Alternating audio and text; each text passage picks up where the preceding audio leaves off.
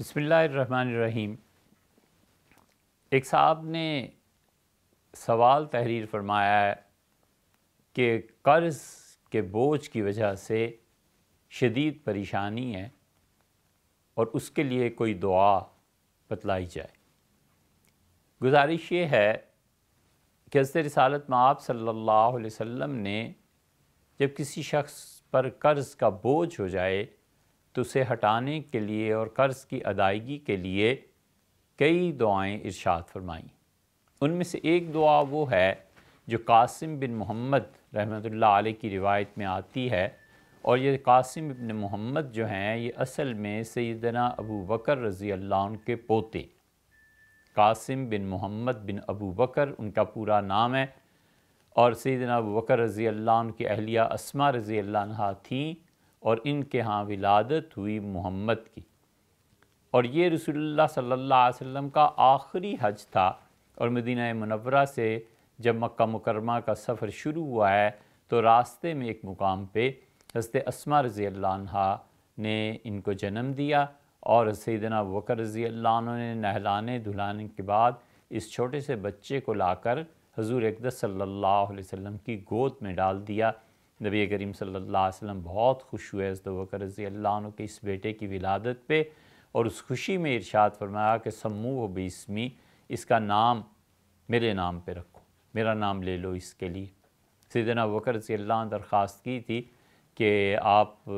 نام بھی تجویز فرما دیں جو اتنے خوش ہیں، تو رسول اللہ صلی اللہ علیہ وسلم اپنے بیٹے کو میرا نام دو، محمد بن ابو بکر یہ تھے۔ ان کے بیٹے تھے قاسم، اور محمد بن ابو بکر رضی اللہ عنہ کے صاحبزادے کی تربیت حضرت عائشہ رضی اللہ عنہ نے کی تھی، اور قاسم بن محمد بن ابو بکر اتنے بڑے آدمی تھے کہ عمر بن عبدالعزیز رحمۃ اللہ علیہ کو جب کہا گیا کہ آپ کی خلافت ٹھیک نہیں ہے اور اس پہ اعتراضات بنو امیہ نے کیے، تو عمر بن عبدالعزیز رحمۃ اللہ علیہ قاسم بن محمد بن ابو بکر کے شاگرد بھی تھے رضی اللہ عنہ، وہ جب مدینہ منورہ میں گورنر رہے تھے تو ان کی صحبت میں رہتے تھے، تو انہوں نے بنو امیہ کو بلایا اور انہوں نے کہا یہ کیا باتیں میں سن رہا ہوں حکومت کے خلاف، اگر تم لوگوں نے کچھ گڑبڑ کرنے کی کوشش کی تو میں مدینہ منورہ چلا جاؤں گا اور جا کر بغیر کسی سے پوچھے خلافت قاسم بن محمد بن ابو بکر رضی اللہ عنہ کو دے دوں۔ یہ اتنے بڑے آدمی تھے۔ ان کی یہ روایت آئی ہے طبرانی میں۔ طبرانی کا اصل تلفظ یہی ہے، طا پر بھی زبر ہے، با پر بھی زبر ہے، طبرانی۔ طبرانی رحمۃ اللہ علیہ نے یہ دعا نقل کی ہے کہ وہ کہتے ہیں کہ میں نے ام المومنین حضرت عائشہ رضی اللہ عنہا سے سنا، ام المومنین رضی اللہ عنہ ان کی خالہ تھی، کہ سیدنا ابو بکر رضی اللہ عنہ تشریف لائے، اور انہوں نے ام المومنین حضرت عائشہ رضی اللہ عنہا سے دریافت کیا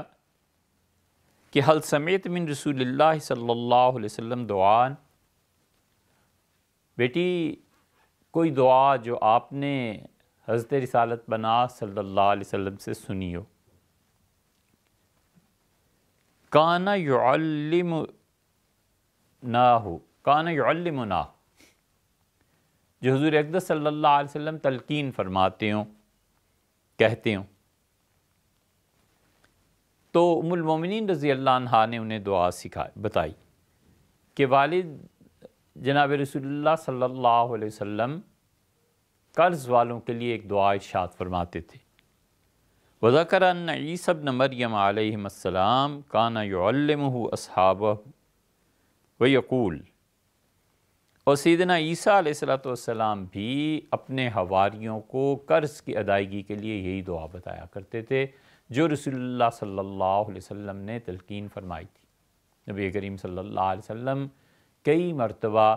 وہ دعائیں بتاتے تھے جو حضرات انبیاء علیہ السلام اللہ سے مانگتے رہے۔ اس کی ایک مثال وہاں بھی آپ کو ملے گی جہاں رسول اللہ صلی اللہ علیہ وسلم نے اپنے دونوں نواسوں سیدنا حسن اور حسین رضی اللہ عنہما پر ایک دم کیا، اور آپ نے فرمایا کہ تمہیں معلوم ہے بچوں، میں جیسے تم دونوں بھائیوں پہ دم کر رہا ہوں نا، یہی کلمات میرے جد امجد سیدنا ابراہیم علیہ السلام اپنے بیٹے اسماعیل اور اسحاق پر بھی ایسے ہی پڑھ کے پھونکا کرتے. یہاں پر عیسیٰ علیہ السلام کا ذکر آ گیا اور فرمایا کہ لو کان علی احدکم جبل ذہب دینا، تم میں سے کسی انسان پر اتنا قرض ہو جائے کہ جیسے سونے کا پہاڑ اس نے ادا کرنا ہے، لقضاہ اللہ عز وجل عنہ، تو اللہ تعالیٰ کوئی نہ کوئی صورت ایسی پیدا فرما دے گا تمہاری دعا کو قبول کر کے کہ تم ایک دن اپنے قرض سے نجات پا جاؤ گے. اور پھر رسول اللہ صلی اللہ علیہ وسلم نے دعا فرمائی اور انہیں تلقین کیا. یا رسول اللہ صلی اللہ علیہ وسلم سے ام المومنین حضرت عائشہ رضی اللہ عنہا نے سنی کہ آپ فرما رہے تھے کہ یہ دعا مانگا کرو، اللہم فارج الہم، اے پروردگار فارج الہم، تکلیف، پریشانی، بہت زیادہ کوئی چیز انسان کو اپنی گرفت میں لے لے، وہ ادائیگی کا فکر، اے اللہ جو تکلیف کو دور کر دیتا ہے. یہ اللہ کی پہلی صفت یا وصف بیان کیا. کاشف الغم، اے اللہ جو مصائب تکالیف کو ہٹا دیتا ہے، اے اللہ جو مصائب اور تکالیف کو دور کر دیتا ہے. مجیب دعوت المضطرین، اے پروردگار جو اپنے بندوں کی اس وقت سنتا ہے جب وہ بے قرار ہو کر اسے پکارتے ہیں. قرآن کریم میں بھی آیا ہے، اللہ تعالیٰ نے فرمایا کہ امن یجیب المضطر، اور لوگوں اس پہ بھی تو غور کرو کہ جب کوئی بندہ پریشان ہو جاتا ہے، ہاتھ پھیلاتا ہے، تو کون ہے جو اپنے بندے کی سنتا ہے؟ الہ مع اللہ، کیا اللہ کے علاوہ بھی کوئی ہے جو تمہاری باتوں کو سنے اور تمہاری فریاد رسی کو پہنچے؟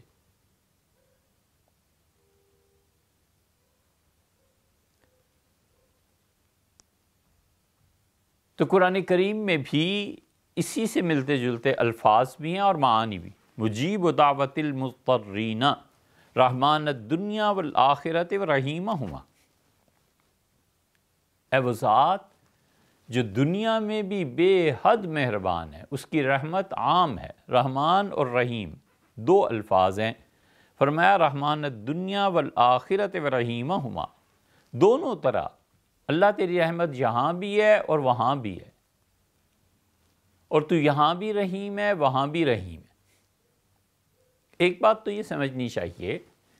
کہ بعض مفسرین نے، یا عام طور پہ مفسرین نے، رحمان اللہ تعالیٰ کے جو نام گنا ہے تو کہتے ہیں کہ وہ ذات جس کی رحمت دنیا میں کام آئے، اور رحیم وہ جس کی رحمت آخرت میں کام آئے. تو رحیم کو انہوں نے مسلمانوں کے لیے یا پچھلی امتوں میں بھی حضرات انبیاء علیہ السلام کے پیروکار مسلمان رحمہم اللہ جو صحیح عقیدے کے ساتھ دنیا سے گئے،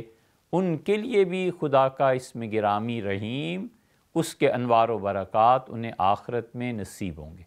تو رحیم آخرت کے لیے، رحمان دنیا کے لیے.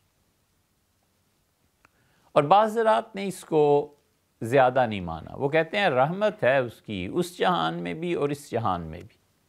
اسی لیے یہاں پر آیا کہ رحمان الدنیا والآخرت ورحیمہما، اے وہ ذات جو دنیا میں بھی اپنی مہربانیاں، عنایات اپنے بندوں پہ نازل کرتی ہے، اور آخرت میں بھی اے پروردگار تیری رحمت کام آنے والی ہے. ورحیمہما، اور آخرت ہو یا یہ دنیا ہو، دونوں میں اے خدا تیری رحمت پر بھروسہ ہے. انت رحمانی، اللہ میرا تو اتنا تیرے ساتھ تعلق ہے کہ تو میرا ہی رحمان ہے. یہ محبتوں میں ہوتا ہے ایسے، تعلق میں ہوتا ہے ایسے کہ انسان جس پر اعتماد، بھروسہ اور جس سے محبت کرتا ہے کہتا ہے بس تو میرا ہی ہے.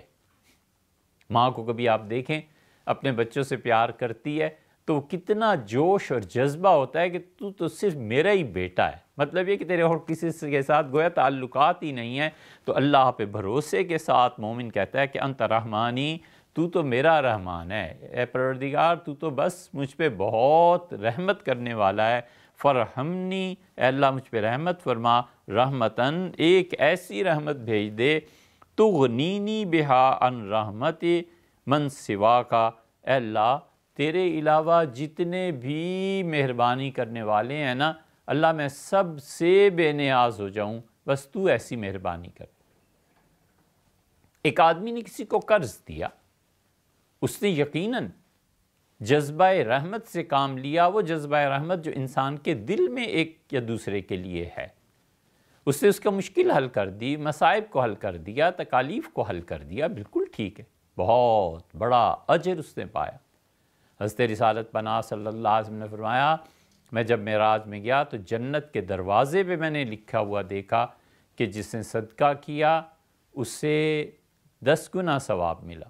اور جس نے قرض دیا اسے 18 گنا ملا۔ میں نے کہا جبریل، قرض پہ زیادہ اور صدقے پہ کم، یہ کیا؟ انہوں نے کہا اللہ کے رسول، جب کوئی قرض دیتا ہے تو کسی بے قرار آدمی، کسی پریشان حال کی تکلیف کو دور بھی تو کرتا ہے نا، اس لیے اس کے لیے ڈبل اجر ہو گیا، گویا کہ ڈبل کے قریب۔ تو حضرت ابوبکر رضی اللہ عنہ کہتے ہیں کہ فَقَانَ عَلِيَّ بَقِيَّةٌ مِّن دَيْنٍ، میرے ذمہ قرض ہو گیا تھا۔ سیدنا ابوبکر رضی اللہ عنہ بہت حضور اقدس صلی اللہ علیہ وسلم پہ خرچ کرنے والے تھے۔ ایسے ہی تو نہیں، وفات سے چند دن پہلے رسول اللہ صلی اللہ علیہ وسلم جو آخری خطبے، آخری باتیں ارشاد فرمائی ہیں، ان میں سے ایک بات آپ نے یہ بھی ارشاد فرمائی کہ امن الناس، سب سے زیادہ مجھ پر جس نے احسان کیے ہیں اور جس کے احسانات کا بدلہ میں نہیں دے سکتا اور اللہ ہی اس کے احسانات کو چکائے گا، حضرت ابوبکر رضی اللہ عنہ تھے۔